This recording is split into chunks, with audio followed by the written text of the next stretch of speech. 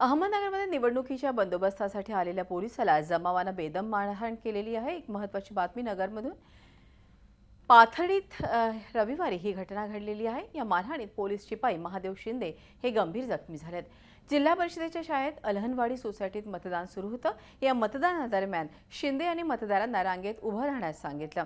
याचा राग आल्यानं जमावानं शिंदेंना धक्काबुक्की केली आणि त्यानंतर बेदम मारहाण केली। या प्रकरणी पाथर्डी पोलीस ठाण्यात 13 जणांवरती गुन्हा दाखल करण्यात आलाय। मात्र अजून कोणालाही अटक करण्यात आलेली नाही।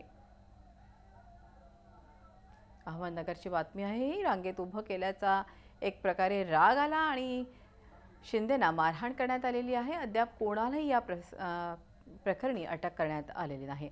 अहमदनगरमध्ये निवडणुकीच्या बंदोबस्तासाठी आलेल्या पोलिसाला जमावानं बेदम मारलं।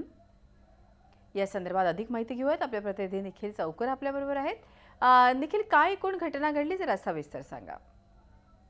पाथर्डी तालुक्यातील आलनवाडी येथे सोसायटीचं मतदान होतं। या मतदानाच्या वेळी सर्व लोक मतदान करण्यासाठी आले होते आणि या जमावाचा पांगवण्यासाठी पोलीस जे होते महादेव शिंदे यांनी त्यांना रांगेत उभं राहण्यास सांगितलं। एकदा सांगून दोनदा सांगून नाही ऐकलं म्हणून त्यांनी परत वारंवार सांगितलं। मात्र या सांगण्याचा या जमावाला राग आला आणि त्या राग आणि हे सर्व जमाव या पोलिसावर धावून गेले।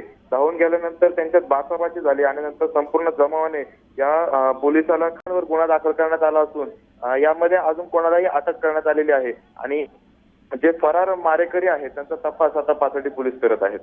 धन्यवाद निखिल। ही माहिती दिल्याबद्दल। निखिल चौकर अहमदनगरचे आपले प्रतिनिधी आपल्याला माहिती देत होते। झी 24 तास रहा एक पाऊल पुढे।